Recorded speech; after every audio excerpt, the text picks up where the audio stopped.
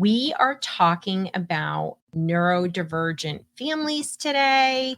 And this is a topic that you've requested because so many people struggle with having their own neurodivergence at the same time as their kids. So we are talking about neurodivergent families, and if you're a neurodivergent parent. So if you're a parent that has autism, ADHD, or even if you're a parent that has clinical mental health issues and you are supporting a child with neurodivergence or mental health, this is where you want to be, because we're going to talk about the challenges and ways to help have a more regulated home, because we all need a more regulated home, right? In today's world. Then if you love my podcast, please leave a review and please share it with another mother. So let's talk about real life challenges, right? Because when you struggle with neurodivergence, and I have to consider myself a neurodivergent, I have a math disability. I don't think I talk about that enough, but I definitely am extremely math disabled and actually didn't know I had a math disability until I took a class called Math Disabilities in graduate school. And I was like, wow, this explains an awful lot. So I love statistics and I do really well in statistics, but nothing else. So, and for those of you that knew me when I was a kid or in high school, you know exactly. It was really hard. But math disabilities is not, anything that affects how your brain processes can be hard. But certainly when you struggle with your own dysregulation or trauma, right, it's going to be harder. So let's talk about some of those real life challenges from a parent who is maybe struggling with neurodivergence, or not even struggling. You found your way, but your kid is triggering your stuff. So let's talk about the real deal: parent stress and your own mental health concerns. There's nothing harder in life than seeing your own child struggle. And even harder than that, right?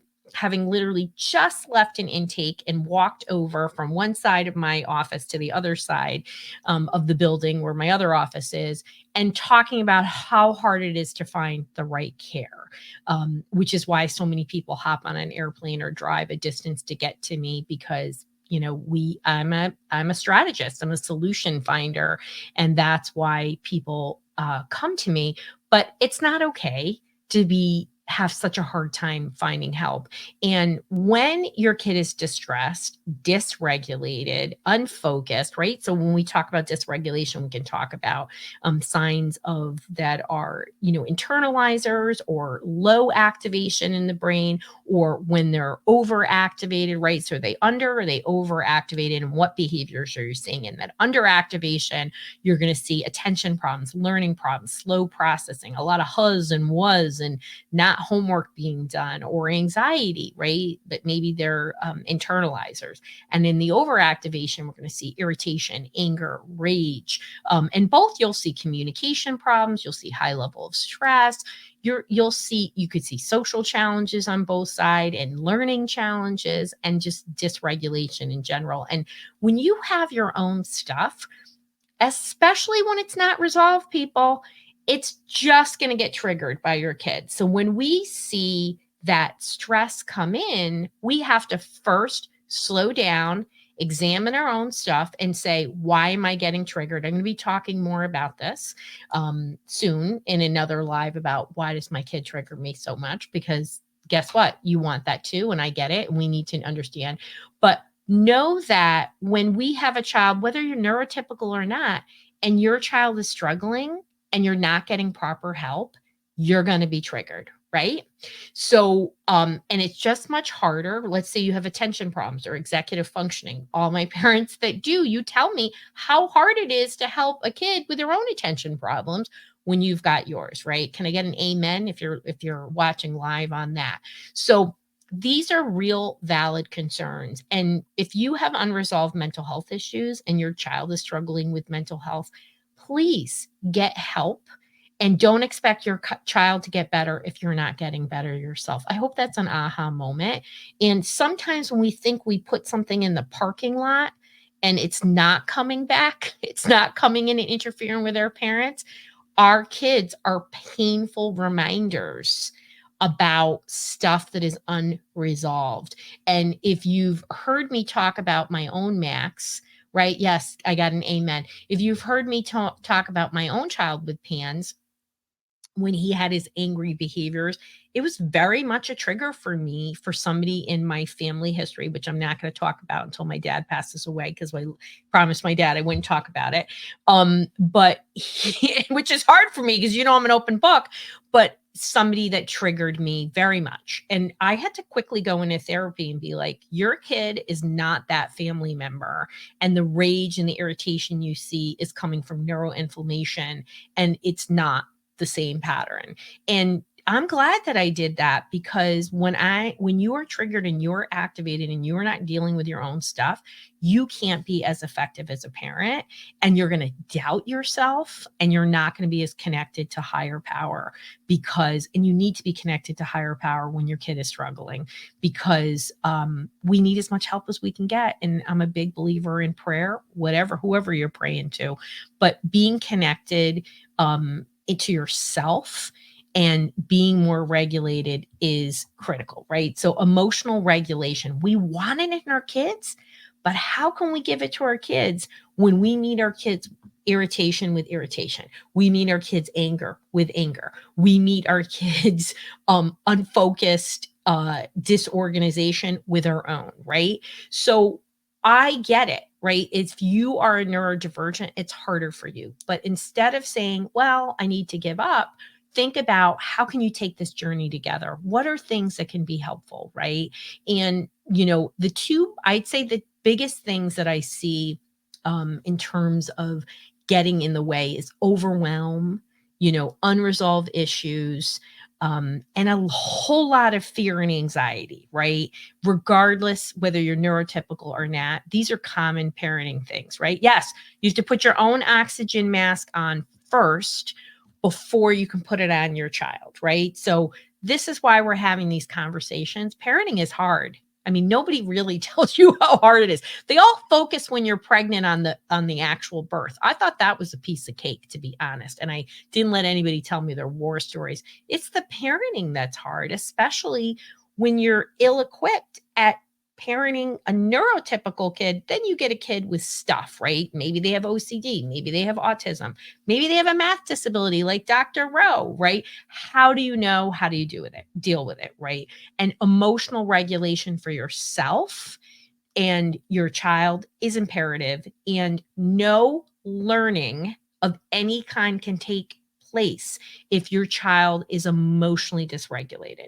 And so a lot of times we over focus on the grades, we over focus on attention. I get all kinds of stuff where people come in and like, my kid's got ADD. And it's like, wait a second, they're completely emotionally dysregulated. Like, yes, that could be a feature of ADHD, but it also can be a feature of a lot of other things. So focus on self-regulation.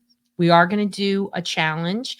We're going to do the self-regulated parenting challenge, 7 days to calm. And it's going to be quick and easy because we don't got time, but we have time to take care of ourselves. And I'm going to show you how to do that. So what are some other things that are really triggering both for a parent and a child? Sensory. So I find this with my neurodivergent parents, whether they have ADHD or autism or learning disabilities, or even just, having mental health issues. And mental health issues are not technically under a neurodivergence umbrella, but they kind of should be, right? Because we're kind of all merging.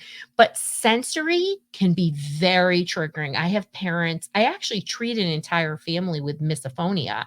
So they had auditory sensitivities, and it was causing all this discord in the family because the father, like, people couldn't even eat at the dinner table. And it was just full on blowouts all the time. So until we got dad to get treatment for his misophonia, it was truly just these volatilities around noise. You can't live in a house with kids without some level of noise. So we had to work on that, right? So sometimes, remember, always be a parent detective. I'm a behavior decoder. We got to look outside and stop just focusing on the child and look at the other pieces, right? Because the wins are in the micro. And, that's why I'm here doing this and teaching you about the micros. You are welcome. I like somebody saying thank you. I'm a lover of gratitude. So I appreciate it so much. And I feel so fortunate because so many of you actually go out of your way to message me and share lovely things about the impact. So continue to do that. And that's why you should leave a review too, because it's important. And if you're not in our Facebook group, you can go to drroseann.com/group. It's a free Facebook group. And that's our community. That's our tribe. That's where we're sharing things in a safe space. So that's in there. So the other things that really break down in families, again, and this dad is a perfect example, is communication, right? So you're distressed, you're activated, your child's distressed in some way, right? In that over understimulated way, communication is going to break down. And the basis of all relationships is great communication, right? Like, my best friend Shelly, she's not listening, she is a newborn, but why did I love Shelly? I met her and I was like, damn it, this is the friend I wanted my whole life. She just gets me. She speaks the Dr. Roseann way, and I didn't even have to treat her, right? The communication occurs for us at such a level that you just feel safe, right? I can say my crazy things. We're totally sarcastic with each other to the point where other people freak out, but that's what I love, right? So communication has to be mutually understood, right? I recently met a family member that I've never met her. She didn't know we existed. It's a long story. And I could tell she was very formal. And I had to say, just so you know, the Hodges are very sarcastic. So she actually thanked me for that because she said, I'm not sarcastic, but I can appreciate it. And now I know you're sarcastic. But if I hadn't said that, she might have taken some of my things seriously. So we assume our kids, particularly neurodivergents, kids can have very high IQs. High IQs are just a number. What is the real world like for somebody, right? What are they doing? And that means, like, what is their emotional IQ? How are they socially? Are they good communicators outside of the regurgitation of knowledge? And what I see a lot of times in families of distress or neurodivergent families is there is mismatched expectations, right? When people work with me one-on-one in our brain behavior reset program, I ask, what do you expect when you meet with me? And what do you expect in the outcome of this program? Because I think that I am, clear about what's going to happen doesn't mean that's what they're interpreting. So good communication skills. I have lots of blogs about communication. Super important. The message here is don't assume anything with your spouse, your partner, your grandparent who's living in the house, your kids, and really clarify, because this leads to a lot of upset and conflicts. And this is actually something you can do, right? So be empowered by that. And like, just because things are broken down doesn't mean they can't be fixed. You all love each other, even if you hate your partners right now, or you're irritated and you don't like your kid, because people sometimes get to that level. We all do, right? I got teenagers at home. I understand. So social issues. So whether it's your child's issues with, their behavior causing social issues, there's issues because you're a neurodivergent and that's hard for you. It's common in families. And I think this goes back to communication within your family. What's your priority? Who are your people, right? I have this great tribe of people, right? But I literally had to cancel out about 80% of the people in my life, and I'm much better for it when I had a kid who was dysregulated, because it creates social issues, right? And I knew that I needed to have a safe space for if Max was having a flare with his pants. So social issues are common. They shouldn't be ignored. And just know that you have a right to a safe tribe. And everybody should find their safe people. And just know that this is a blessing when you have a child that's neurodivergent or struggling with mental health. It's a blessing to exclude people from your life, right? I am a Christian, but I believe in everything. And one of my friends said when this was all going down and my friends were rejecting me, it was one of the best things that anybody's ever said to me. Shauna, you said this to me. And she told me Jesus keeps people in your life and he keeps people out too. And I was like, oh, I needed to hear that so bad. So know that whatever the power that be, that sometimes when these issues come up, get the tribe, get the people, get the support. But know that if your child is really struggling with social understanding, it's worth the investment in therapy. It is probably one of the most important things, right? Yes, you're welcome. I'm so glad we're talking about this because this is really hard. So when I have a neurodivergent parent, that means they have executive functioning challenges. And so even just coordinating care or managing homework, oh my God, managing homework sometimes is so hard. I can't believe it. And sometimes those teachers don't always put things up in the Google portal, right? In the Google Classroom, and they wait, and then it's like, oops, right? So how do you manage this? So I have an EF toolkit that is good for all parents, and we'll have it in the show notes, but you have to future think, right? So if you struggle with executive functioning, you don't see results.